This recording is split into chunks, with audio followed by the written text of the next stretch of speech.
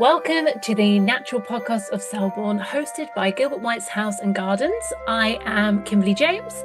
I'm the collections manager here at Gilbert White's House. I love Gilbert White, but I wish I knew a little bit more about the natural world he describes. So, every fortnight, we will take a deep dive into Gilbert White's pioneering 1789 book, The Natural History of Selborne, to learn more about the natural world, both in the 18th century and today. We will talk to some amazing experts and all become a little more Gilbert. By way of supplement, I shall trouble you once more on this subject to inform you that Woolmer, with her sister forest Alice Holt, alias Alice Holt, as it is called in old records, is held by grant from the Crown for a term of years. Welcome back to the Natural Podcast of Selborne. Another episode, another letter, and another favourite location of Gilbert White's, this time Alice Holt. Now, that's not a person. That is a forest. Today, owned and managed by the Forestry Commission. It was in Gilbert White's day, very similar to Woolmer, an old royal hunting forest, used for obviously hunting, but also for timber. Holt is a word that you see quite often mentioned by Gilbert White, and in this part of England, Holt means small wood or copse. Now, I wouldn't personally call Alice Holt particularly small, and particularly in Gilbert White's time, but there you go, a small wood. The name Alice is actually derived from a 10th century Bishop of Winchester, and it pops up again and again throughout the medieval period, each time getting a little bit closer to today's Alice for Daines Barrington or Thomas Pennant. In this letter, Gilbert White talks about how Alice Holt is managed, how the forest was managed. So this is letter 9. It is the last of the made for the book letters, and by which I mean these are not real letters that Gilbert White sent to naturalists, Daines Barrington and Thomas Pennant. This letter is the last of the letters written for the purpose of the book, to give contents to the book, and for us to get an idea of what Selborne and its surrounding forests are like. In this letter, Gilbert White talks about how Alice Holt was managed. He talks a little bit about when he was young. It was managed by a couple, but for most of his youth, the wife of that couple, Ruperta Howell, who was the daughter of Prince Rupert of the Rhine and wife of General Howe, who was a Whig supporter of William and Mary. In later years, it fell to Lord Starwell, who was a correspondent of White. I suppose you could call him a friend of White. He pops up quite a lot in Gilbert White's letters and diaries, and Starwell was one of the guarantors that managed the forest and was able to reside in the hunting lodge there. White also talks about Howe's attempts to reintroduce some species that some lost, like wild boar. Interestingly, a species that is returning to these parts. There's been sights of wild boar in Petersfield, so not quite as close by as Alice Holt, but they're coming closer. I think in the letter also Gilbert mentions that the Howells tried to introduce buffalo to Alice Holt. Both cases, both boar and buffalo, the locals, to use Gilbert White's own words, put paid to through poaching. Whether that's they put paid to them because they found them a nuisance, or whether it's just that it was just too good an opportunity not to steal them and have them for their dinner. I'm not sure, but yes, both were failed attempts.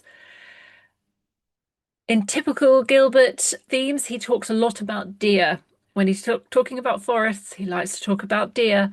Interestingly, he's very interested about the similarities and differences between Alice Holt. And one of them things that are different is deer and the kinds of deer that you might see in forest to forest, as well as the soils. That's one of the other things that Gilbert White picks up on, that the soil type for the two forests are very, very different, even though they're very close geographically. The forest in Gilbert White's day was a renowned oak forest, which our guest today will tell us is really no longer the case. And it held within it two very ancient and very large oak trees. There's a diary entry that maybe we'll mention later that Gilbert White mentions one of those trees and that some of his friends picnic under the grindstone oak, as it was called, and that it was thought to be this particular oak tree, the biggest oak tree in the country, which is, I mean, I'm pretty remarkable. These oaks, I am pretty sure, no longer exist. Alice Holt was one of the major sites which gave its timber to Portsmouth Dockyard and to London for the creation of warships such as the Victory.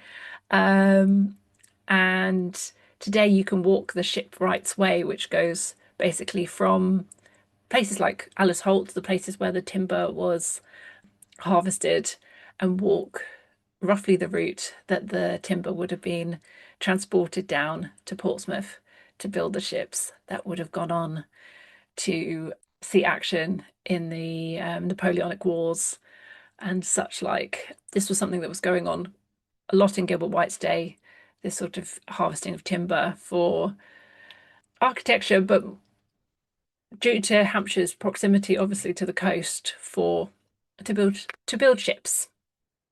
It's my understanding, although our guests may be able to tell us more today, that the oaks at Alice Holt were replanted in the early 19th century to try and replace those that were used for shipbuilding. But then came another conflict, this time World War One, and then these were harvested for the war effort once more, which is where I believe the Forestry Commission comes in the early 20th century to try and revitalise these sadly diminished forests. So my guest today is Jack Diprose, who works for the Forestry Commission at Alice Holt. I'm hoping in our conversation that we're going to find out a little bit more about Alice Holt today. Would Gilbert White recognise it? I'm not sure. And how the Alice Holt team work to connect the public with their local woodland and some of the curious wildlife that they have there. It would be really interesting to know whether some of the things that Gilbert White mentions in his letters Jack sees on his day to day, or whether there are some new exciting things that he would like to tell us about. So let's bring on our guest. Though these two forests are only parted by a narrow range of enclosures, yet no two soils can be more different. For the Holt consists of a strong loam of a miry nature, carrying a good turf and abounding with oaks that grow to be large timber, while Walmer is nothing but a hungry, sandy, barren waste. Well, welcome to Jack Diprose today. Hi, Jack. Hiya, nice to see you. Well, thank you Thanks for for having me. joining us. No, absolutely. So, the first question I have for you, Jack, is if you could just tell us a little bit about who the Forestry Commission are and what they do. Okay, so yeah, well, the commission was formed in I think 1919 after World War One, to sort of, well, we had a depleted set of forests. We needed to plant a lot of timber. So it was, yeah, formed for that reason, and that's what we do. We plant and harvest timber. I mean, I work in the sort of recreation side, so obviously we look after a lot of forests as the commission. Some of that is for timber production, and a lot of it is also for recreation. So that's the side of the business that I'm in, is recreation. And so by recreation, that means sort of opening the forests up to visitors. Is that the sort of thing? Yes, Yeah. yeah. Visit, walking and cycling and horse riding and all the rest of it. Yeah.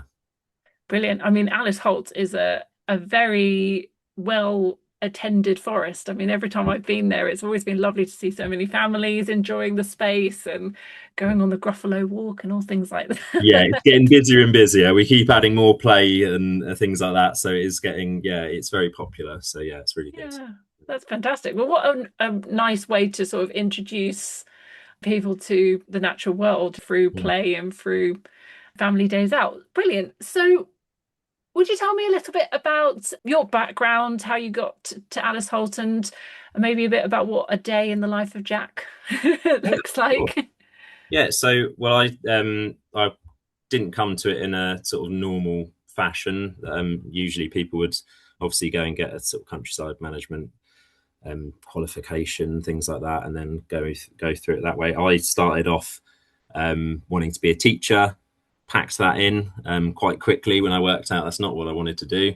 I ended up being a model builder for a company that built big Lego models, and that went well, that kind of went under during COVID. So as you can imagine, during the lockdowns, there wasn't many big events with big Lego models needed. So a lot of us were made redundant. I joined a temp agency, and they sent me to Alice Holt, which is just up the road from me. So I was there as a temp, doing sort of general sort of craftsperson jobs, repairs, inspections, a lot of litter picking. I've picked a lot of litter. And then from there, I just sort of, jobs opened up. I got tickets. I got chainsaw tickets and all the other tools you can imagine, tractor, all of that, anything you need to sort of manage a bit of land. And I've stayed there. Went to supervisor, ranger, recreation ranger was the job title, and now I've just become the site manager. So it's been 6 years. So I started in this, I think it was the second or just after the second lockdown. It's hard to remember what was going on back Yeah. there. So, but yeah, I'm still here, still going, and I love it. So, yeah, a bit of an unorthodox way into this field, but yeah, I'm here. I've got all the skills and tickets now, so it's been quite good. No, that's brilliant. And I mean, I think it's so good to hear about unorthodox ways of getting Yeah, into nature and conservation jobs, mm, because you don't want people thinking, oh, I can't do that because yeah. I don't have a master's in land management Yeah, or I think the main whatever. thing was just be up for it. I spent all of the lockdowns going out into the woods, and I live opposite. I live, in the old extent of Walmer Forest, so I'm just down the road anyway. So talking about the letter, I'm right in there. There's so much nature around me. That's all I was doing with my time, time off, I suppose you can call it. And yeah, so it was really good to find that sort of passion and then suddenly be getting a job within that field. So yeah, I was really lucky, really. Yeah. Brilliant. So, can you tell us a little bit about Alice Holt? What's it like there for those who are listening or watching that might not know? Yeah. So Alice Holt it's a quite a big forest. The section of it that I manage is 605 acres roundabout. So Wow. that's the enclosures I'm in is Glenbervie and Willows Green enclosure. That's where all of the sort of recreation stuff happens. Like I say, we've got play areas and visitor centre and cafe and all of that good stuff. The rest of Alice Holt is probably twice that size again, and that is managed by a different team. But so Alice Holt it's a planted ancient woodland site. So by ancient woodland, it means it's been a woodland since at least 1600. It's been a woodland for way longer than that. It was used by the Romans quite heavily for pottery. So it's as in the letter says, it's clay. It's a loamy soil. It's a lot of clay. I found bits of Roman pottery out there. That Wow. they had a massive presence. They say it was Yeah. like the it's Stoke-on-Trent. Is that where they do all the pottery? Mm. It was that of the day. There's a lot. Alice Holt pottery has been found sort of all over the world. Yeah, and it's like I say, I look after the rec side, but we also have some sort of nature conservation areas as well. The main sort of tree species there is Corsican pine, which is planted. It's non-native, so that's the main sort of crop. It gets harvested. There's lots of I'm not going to go over all the tree species, but it does it gets harvested, and I think the plan is to let it return to mixed broadleaf native woodland. So that's good that they want to do that, because it's I think it's quite important to sort of keep it natural. And in my opinion, like I say, I'm not in the forestry side of things. I work for Yeah. forestry, but I'm recreation. So Yeah. I like I like it looking nice, the native Yeah. trees Yeah. and other foliage. Yeah. I mean, because that is, I suppose, if Gilbert White was to come today, the biggest difference Yeah. between the Alice Holt that he knew and the Alice Holt that we know Hmm. is that obviously today we walk through Alice Holt and it is pine trees Yeah. predominantly. But in Gilbert White's day, it would have been oak Yeah, mainly oak. predominantly. Yeah, Yeah. yeah, yeah. We do have some sections that are just oak, which is they're really nice. They're the sort of nicer parts of the wood, in my opinion. We do have some old, well, I say old, certainly not ancient, but old oak from sort of the Napoleonic times, Mm. when it was used again. They well, apparently this is just stuff I've heard sort of on the grapevine. It was planted by not by Nelson, but for the use of Mm. of his ships, and apparently they recently used some of the trees to repair the Victory. Again, I can't be close on it. So the HMS Oh, Victory down in the yes. Portsmouth dockyards, yeah. So Well, it we is having conservation work on it, so that makes yeah, so sense. apparently, Yeah. yeah, and Yeah. I can't Yeah. say I don't have any sort of real Yeah. Yeah. information on that, but that's what I've heard. And of course, you might know we have the Shipwrights Way, which is a nice. It's a it's a long distance walking. I think it's about 50 something miles, which links Alice Holt to the historic dockyard. So that's a walk that you can do. Yeah. It wouldn't have been the actual route of the timber took, because a lot of people think, oh, that's the way the timber went. Mm. I'm sure that they weren't taking them up beautiful hills and it's nice scenery. It would have been a bit of a more direct route down to the dockyard. Probably they would have found the nearest waterway, wouldn't they, I and think it would gone have been, and yeah, it gone would have down gone up that the river, way. Yeah. Um, Either that or it would probably be the route of where the A3 is.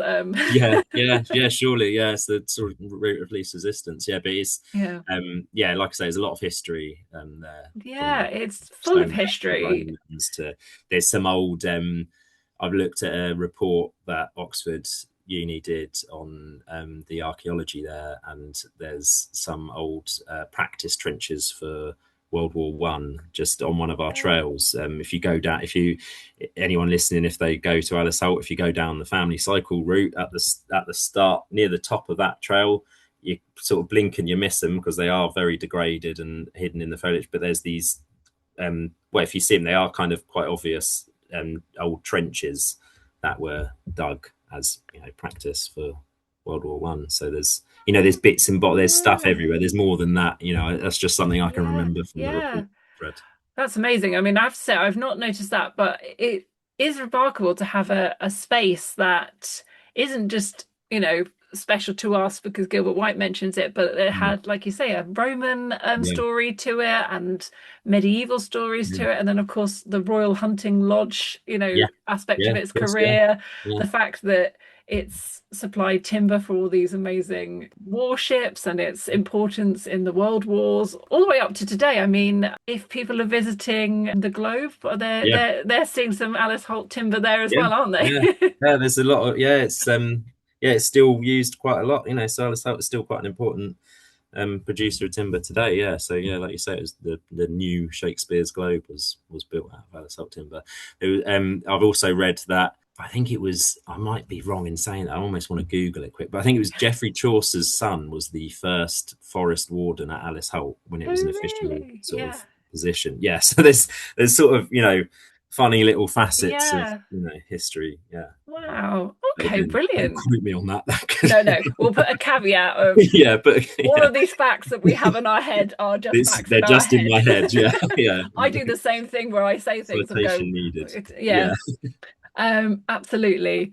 Do your own research, Yes. everyone. Yes. I So, will do. one of the things that we touched on briefly just before that I wanted to ask you about a little bit more is about your work in recreation and Hmm. connecting families with nature. I mean, is there anything particular that you think about when you're thinking about how people enjoy Alice Holt in terms of trying to like connect people that might not realize that Yeah. they're walking in nature to nature?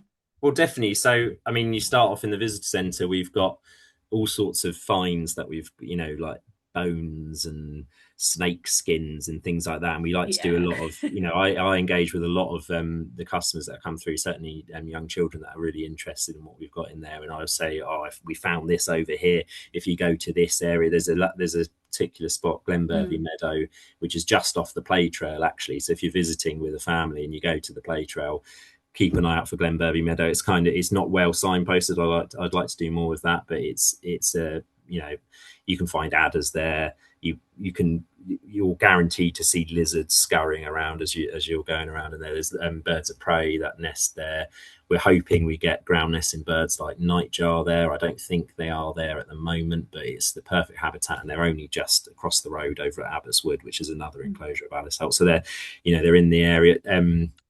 So we do a lot of sort of engagement just on a one person to person basis, and then with a lot of our play areas, they are based on we've got the dormouse play structure. We have dormice in Alice Holt, so there's this play structure that is two dormice nests with a little bridge. So there's little hints and stuff. I want to do more in terms of interpretation as to what we've actually got out there, but there's bits like that, and it's not even just the nature, it's the history as well. Like I said about obviously the Shipwrights Way, we've got a play area which is right on the Shipwrights Way, sort of right next to it, and at the moment we've got a shipwreck structure. It looks like a shipwreck that is to link back to the Shipwrights Way. We used to have this very popular ship in there that you could go inside and climb on top. It was very old. It got to the point where it had to be removed, and we're looking at more. Yeah, it did. Yeah, and then it became a ship. Now there's a shipwreck there, so it's quite fitting. So we try and and we do things like the occasional guided walk when we get enough interest. We do talks about what we've got out there. We have bug hunting sessions and things like that. There's a lot of sort of things aimed at children to get them into nature. So and like I say, we're always looking to do more. It's just finding the time and the budget for getting stuff in. I could have so much interpretation out there about what happens, but it's doing it. It's always the way, and I mean what you're doing is, I think, a great job, and I think making it so family friendly, and it being such a place, like it's a real no-brainer when people are thinking about places to bring their families in the area. Alice Holt is always top of the list. And everything we do, we keep accessibility in mind. So we've recently, a couple of years ago, we had the easy access trail. It's in the name. We had that resurfaced, and that is now up to sort of wheelchair grade, so you can get a wheelchair comfortably around that whole trail. It's a beautiful little nature trail. It goes off, and there's bluebells there when you come in spring. There's it's a lovely little trail. And then we've just had the play trail resurface surface as well to the same spec, so you can get a wheelchair around most of it. And now we're looking at having more actual offer for wheelchair users to use, not just to look at and go. So it's everything we do. It's all in. We keep that in mind. So we want to connect as many people, different backgrounds and abilities and whatever, with the forest. So it's a real consideration that we take on every time we do anything there. So. Amazing. No, that's so good. Yeah, it's good. I would like to ask you, so when Jack and I had our little pre-chat before the thing, you were telling me a little bit about the purple emperors at Alice Holt. Would you care to tell the listeners? I'd be happy to. Yeah, so the purple emperor is a very rare butterfly in the UK. It's sort of, you only really find it in the south. It used to be you could only really find it at Alice Holt. Alice Holt was sort of known as the stronghold for purple emperors, which are these, I think they are our second largest butterfly. These beautiful, again, it's in the name, purple butterfly. Yeah. They're beautiful butterfly. Look them up if you don't know what they look like. And they, so the female will stay at what they do is they pick a master tree, which is, it'd be a big tall oak. The female will stay at the top of that tree, and the males will fight over that female. And they will chase off birds. They're very aggressive butterflies, and they're not like your normal sort of nectar eating butterflies. The males will come down to eat things like fox poo, blood. That if there's like a bit of roadkill or something, they might eat. So they'll drink the sweat off of your skin. They'll eat this. They'll drink the salt off of the paths and things like the minerals off the paths. You'll see if you're lucky enough to see one, you're kind of better off seeing them more likely to see them sort of early morning. I think they come out in June. I think that's when they start. You're more likely seeing Brilliant. them sort of in the morning. So Yeah. get out there early, look on the paths where they've come down to feed, and more often than not, you'll see them. Unless they're very new, they'll have tatty wings because they are literally fighting up there, and they're taking chunks out of each other because that is, they're like these brutal sort of jungle butterflies that are just up there battling away, and like I say, chasing birds away, which I think is crazy for a butterfly to have the gall to chase a bird off, but they do.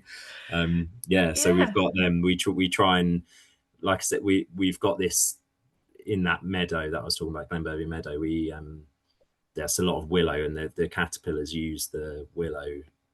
So we try and keep as much sort of I think it's goat willow is the main willow that you use, Mm. and yeah, we try and manage the forest for that. There's so many different considerations. As we, like I say, we've got these ground nesting birds that we want to attract, so you leave areas open for them. You've got the willow for the butterflies as well. You've also got we're leaving some of the willow to grow nice and big for nightingales. We have just the other week or last week had a report of a nightingale being heard in the northern part of the forest. So that's the first one I've heard of in in years. Yeah. So there's things like that are happening, and we're trying to encourage and look after. There's reports of hobby, the bird of prey, nesting in that same meadow. A Mm. lot happens in that meadow.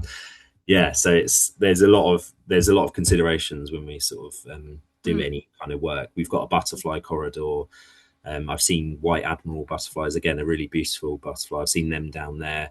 We so you and there's different considerations for each sort of species of butterfly. So some of them you want to cut the bracken because it lets other plants up. Some of them, like, they use the bracken. There's an awful lot of bracken, so we're not really bothered. We're not concerned that we're going to run Mm. out of bracken anytime soon. But yeah, we we do a lot of work when we can, because obviously there's a lot to do in terms of maintaining it for public, but we want to maintain it for these species. And like I say, purple emperor is kind of the big one that we like to shout about. That Yeah. is present on our site. Yeah, Well, you heard it here, June. So this I think should it's be June. come, Yeah, yeah. But this should be coming out in June. So yes, right in time. So if you're gonna come and visit Alice Holt, come early. That's yes. brilliant. So Gilbert White is obviously interested in wildlife. And at this point of the book, it's not just this letter, it's quite a few letters. He's obsessed with deer at the moment. And one of the things in the letter that he talks about is how the Holts is well stocked with, so that's Alice Holt, fallow deer, Mm. but obviously Woolmer has a lot of red deer in Yes. it. Do you see what kind of deer do you have these days? Well, neither of those. So, yeah, unfortunately, we don't have any of the big deer here anymore. We have the only two species we have are roe deer, which I believe were quite endangered in Gilbert White's day. There's plenty of them now. So you see quite a lot of roe. We also have muntjac, which is a non-native introduced species. You don't see them as often, but there's a lot of them there as well. They're just a bit more, they're smaller, they're in the underground. I'll see them run across a track every now and then, funny little things. Yeah, so mainly roe is what we see out there. Mm. I've actually had someone bring a baby muntjac into our visitor centre that they thought had been abandoned by its mother, and I've got pictures of it wrapped up in my work fleece. But yeah, poor thing.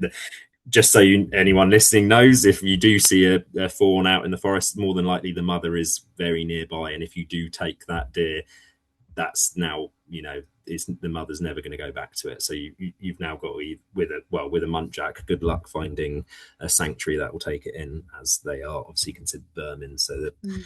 if a wildlife ranger gets their hands on them, they're that's it for for them, I'm afraid. But I did good good ending to the story. I did end up finding someone that takes them in and does sort of educational groups with it. I don't know what he does, but he took the muntjac, and he had a license to take them, obviously Mm. without release, can't release them again. But yeah, so this cute little baby muntjac did survive. Ideally Yeah. they would be eradicated from our forests because they do a lot of damage, but you can't help but find a little baby muntjac cute because Mm. they are cute.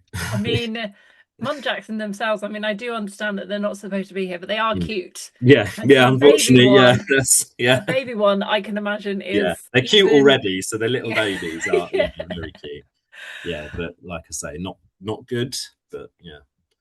Well, no, I mean, this is it. And I mean, this is a theme that's been interwoven in a few of our episodes, just about how much these sites that are still here today have changed since Gilbert White Yeah. was, and that our deer Mm, community in particular is so different to how it yeah. was in Gilbert White's time, because many of the what's uncommon today was common Yeah, for yeah, Gilbert, and things that we have today that are quite common are things that Gilbert White would not have ever even yeah, been aware of, let alone yeah, had seen.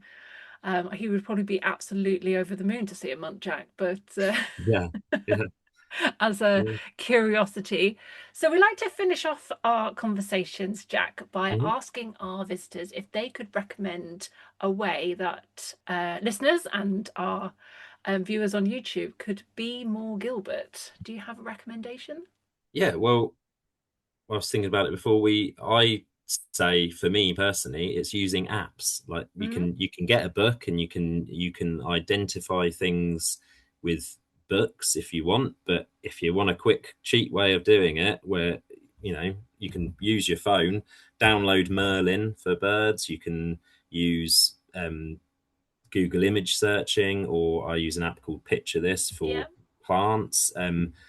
And just keep doing it. Do so. The Mm, way I did it was, I'm pretty confident with all the sort of tree species and most of the other plant species in our forest.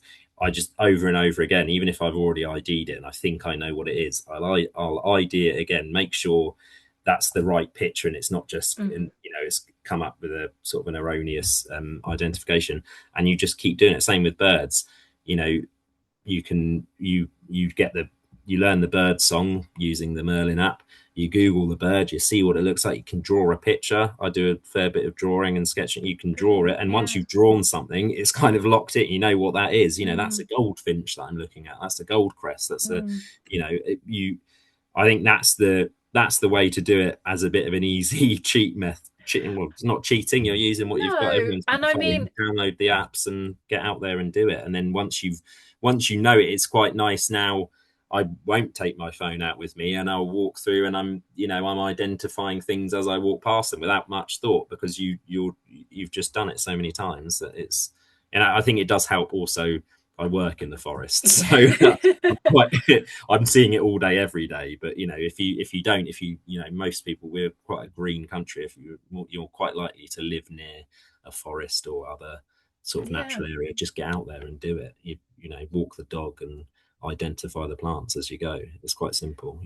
100%. And I mean, I know that, I mean, we spend a lot of time thinking about ways that we can peel people from Yeah, their technology, but actually, for a lot of adults, particularly young adults who haven't had a particularly good mm, nature education, I mean, I yeah, count myself yeah. absolutely in that. Same here. Yeah, Um, the apps are really, really helpful because you don't always have a bird identification book or a plant yeah. When you've identification got your book on phone, your yeah, person, but you always have your phone. mm, And I do exactly the same thing. I will, if I go for a walk, I will always try and have Merlin, yeah, or other bird identification apps yeah, are available, I'm sure.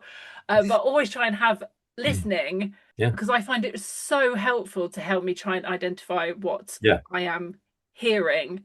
And the same with plants. I mean, it takes me and my partner twice as long now to go around any garden, because we spend half our time trying to yeah, work out what all the different plants are. And before that, we probably would have just gone, we don't know what this yeah, is, and probably gone on and forgotten about it. But because we have the way of finding out, we're so mm, much more engaged. And I think your example is perfect, to use the apps mm, in order to be able to not to use Yeah.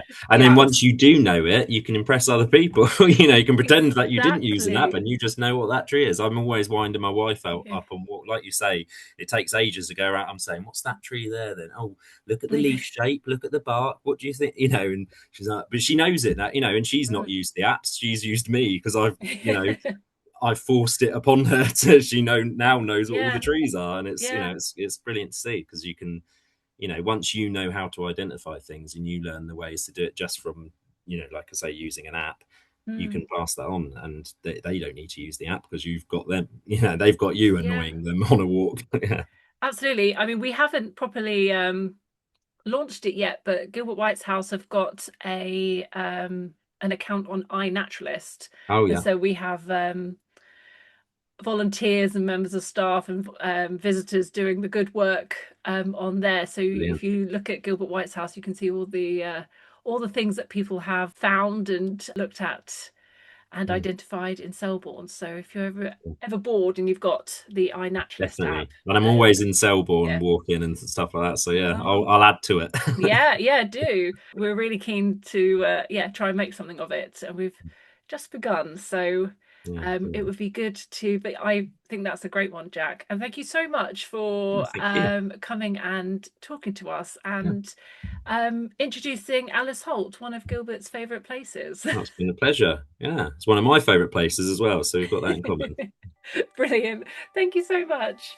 All right, thank you very much. One thing is remarkable, that though the Holt has been of old well stocked with fallow deer, unrestrained by any pales or fences more than a common hedge, yet they were never seen within the limits of Walmer, nor were the red deer of Walmer ever known to haunt the thickets or glades of the Holt. Okay, so it is the collections part of the schedule, and what I thought we would go with is this, which is, describe it for the listeners, it's a bit of paper with a pencil drawing of the grindstone oak, which is one of the oak trees that Gilbert White mentions in the letter, one of these ancient oaks.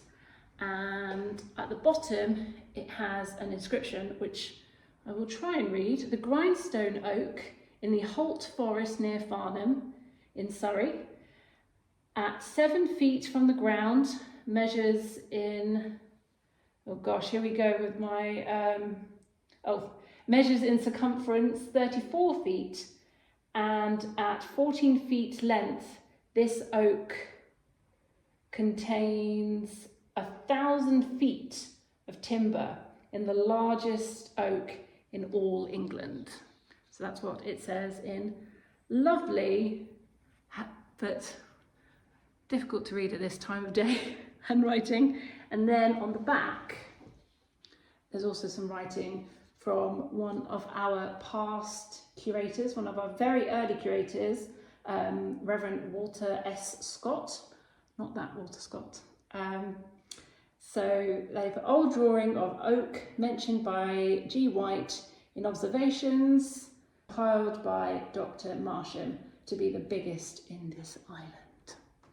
So it is a rather gnarly looking oak, but this is one of those huge oaks that Gilbert White mentions that generally got used for timber to building the Victory and all those things. And I will put the quote that Gilbert White talks about his friends having a picnic underneath one of these oaks. It might even have been that one. In fact, I think it is that one, the grindstone oak. Although I'm guessing when they had a picnic under it, it had leaves. That was in August 1790, and I would love to read you the quote, but it is on the phone which this is being recorded on. So I'll put it in the show notes so that you can have a read of that. But basically, Gilbert White is saying that his friends and his family, not including him, all went to the grindstone oak at Alice Holt to have a picnic under the grindstone oak, and he mentions about Dr. Marsham or Mr. Marsham thinking that this might be the largest oak in England. So a little bit of an idea of what Alice Holt was like in the 18th century. Let's get back to the podcast proper. In old times, the Holt was estimated to be 18 miles, computed measure, from water carriage, viz. From the town of Chertsey on the Thames. But now it is not half that distance, since the way is made navigable up to the town of Godalming in the county of Surrey. So thank you so much to Jack for taking the time to chat with us today. Please go and visit Alice Holt if you haven't already. A perfect accompaniment, might I say, to a trip to Selborne, and a really accessible way to see nature for everyone. Our current exhibition, Elements of Landscape, is open until the end of this month, so at the end of June.